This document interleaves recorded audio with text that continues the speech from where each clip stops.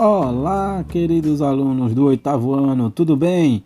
Estamos de volta com a nossa videoaula. Vamos pegando o nosso livrinho e abrindo na página 76 e 77. A Assembleia Nacional. Uma vez instaurada a Assembleia Nacional para a elaboração de uma Constituição, o alto clero e a nobreza tentaram dissolver a força, cercando a cidade de Paris com tropas, causando um efeito contrário ao esperado. Como a população francesa vinha passando por uma crise intensa, chegando a grande parte passar fome, essa manobra encorajou a população a lutar pela liberdade. Então, os membros da Assembleia Nacional, orientados pelo Marquês de Lafayette, resolveram criar uma Força Armada Nacional, além de armazenar a pólvora que iria suprir o exército que cercava Paris.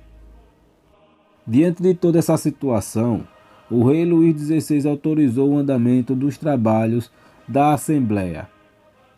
Vários nobres saíram da França para buscar apoio nas cortes absolutistas de outros estados europeus, principalmente da Áustria e da Prússia.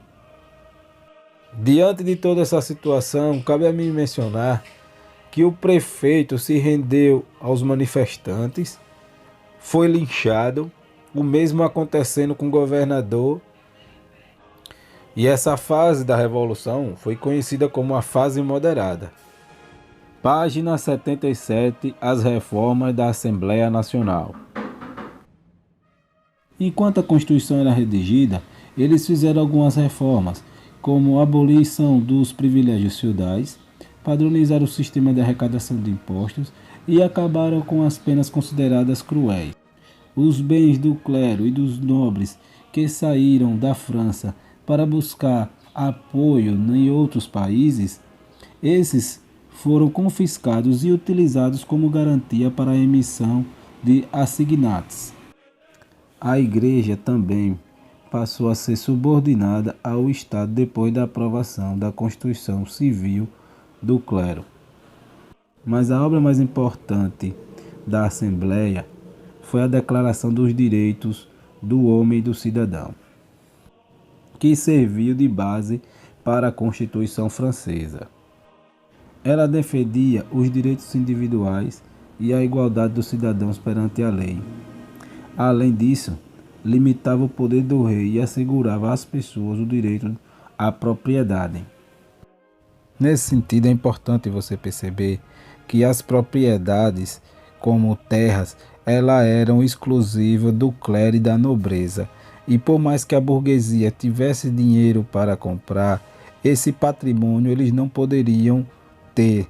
Então, foi necessário fazer essa mudança. Isso mostra as aspirações da burguesia, que a partir de agora pode comprar terras. Essa Constituição contemplou as principais reivindicações do terceiro Estado, como a igualdade civil, jurídica e fiscal. A igualdade civil era que todos deveriam ser tratados de forma igual. A igualdade jurídica é aquela que permitia que uma única lei fosse usada para todos.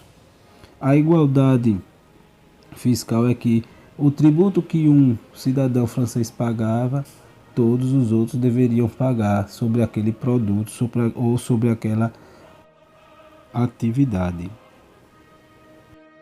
Porém, essa igualdade ela estaria longe do que nós conhecemos hoje. Recomendo que você faça a leitura do tema O Sujeito na História. Passemos para as páginas seguintes. Convenção Nacional. A Revolução Francesa não era vista com bons olhos pelos outros monarcas na Europa, porque isso poderia gerar uma onda de revoluções. E isso era considerado uma ameaça para os países vizinhos. Assim, em 1792, o imperador Leopoldo da Áustria e o rei Frederico Guilherme da Prússia uniram seu exército e invadiram a França numa força contra-revolucionária. Como eu tinha explicado no tópico anterior, os membros da Assembleia já previam essa possibilidade e já tinham feito um exército revolucionário. Então, os membros da Assembleia decretam estado de emergência nacional e convocam a população. Então, para os franceses era importante vencer essa batalha, uma vez que, se perdesse, era o fim da revolução e a volta do absolutismo, da monarquia. Ocorre que a força revolucionária vence a contra-revolucionária, expulsando os inimigos. A população francesa se dá conta que esse exército contra-revolucionário vindo do exterior, ou seja, vindo lá da Prússia e vindo da Áustria, tinha sido um pedido do rei Luís XVI. E tomaram essa atitude como uma atitude de traição à pátria, uma vez que o exército exterior de outro país invadiu o território francês, atingindo a soberania do seu povo. Então a Assembleia decidiu abolir a monarquia e transferir os poderes políticos do rei para um conselho executivo.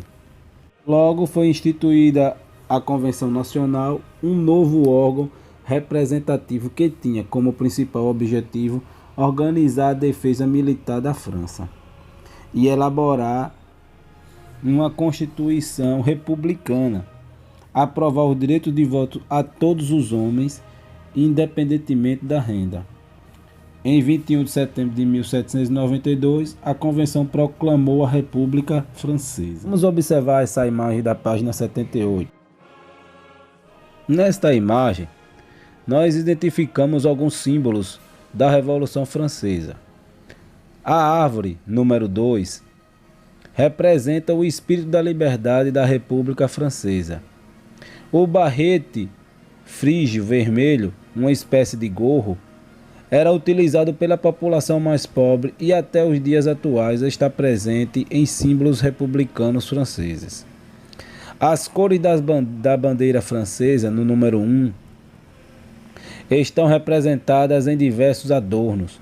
A cor azul simboliza o poder legislativo, a cor branca simboliza o poder executivo e a cor vermelha que simboliza o povo.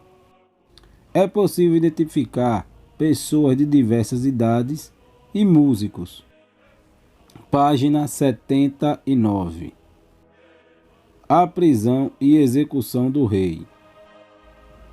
O rei Luís XVI passou a ser acusado de apoiar a invasão do exército contra-revolucionário ao território francês.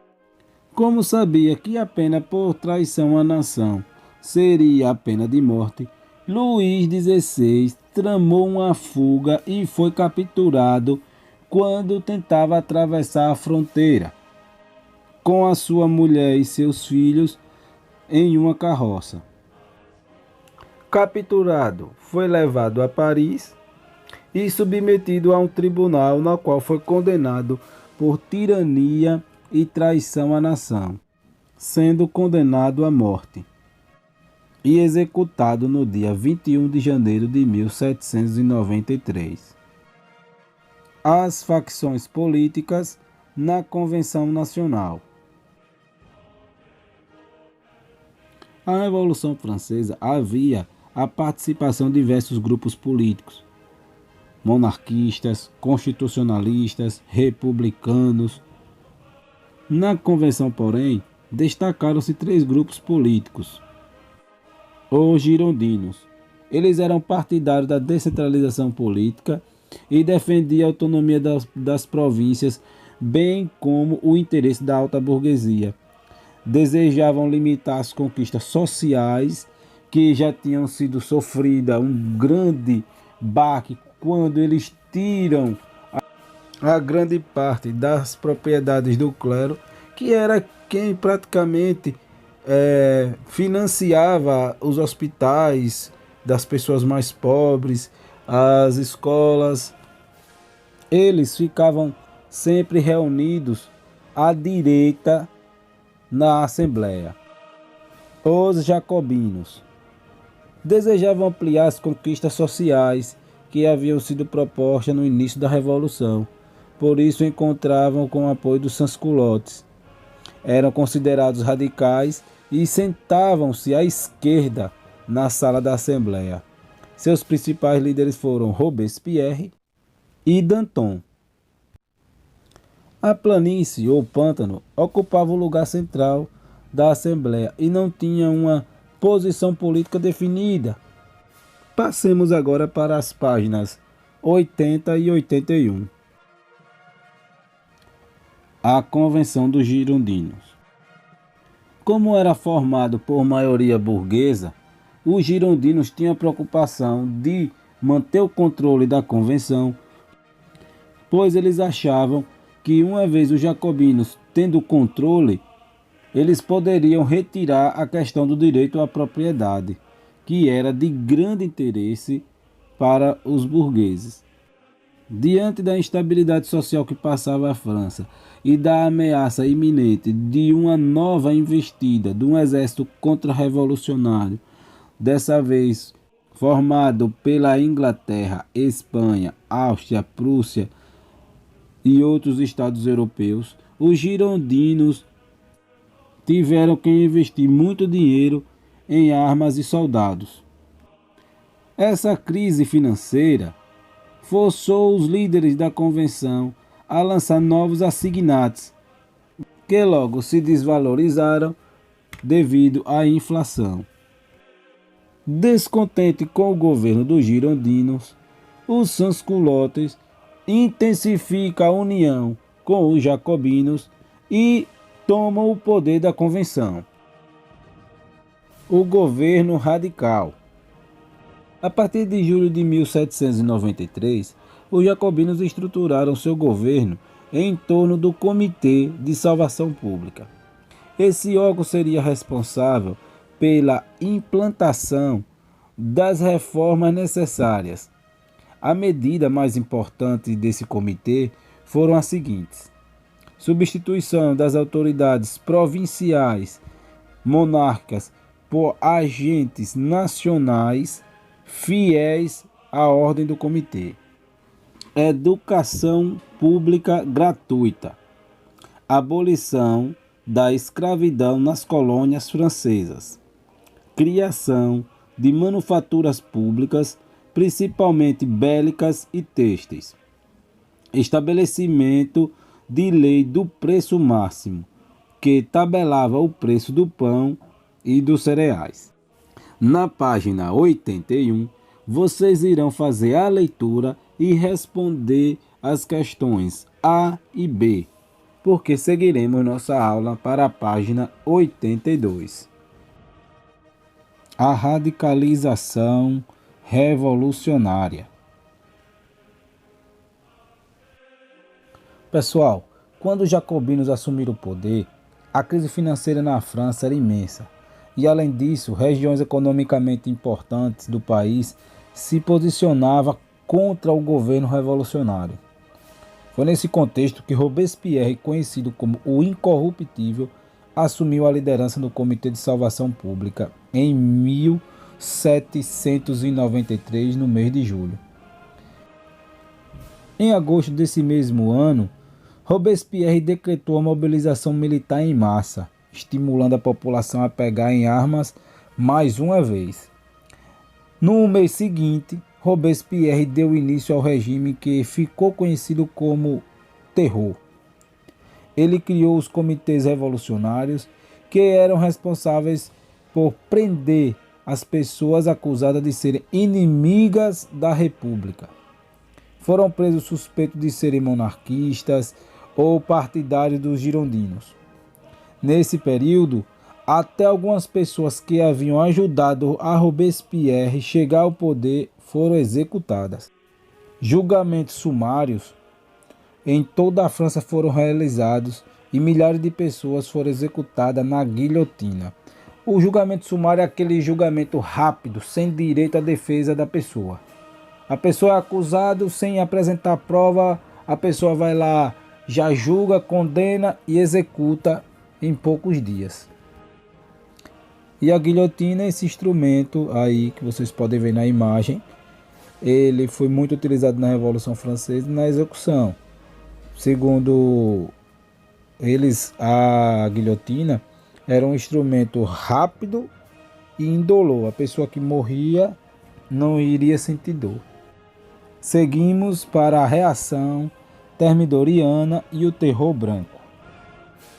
As ações do Comitê de Salvação Pública, engendrada pelo partido de Robespierre, levaram a um clima de desconfiança que atingiu toda a França e enfraqueceu politicamente os jacobinos.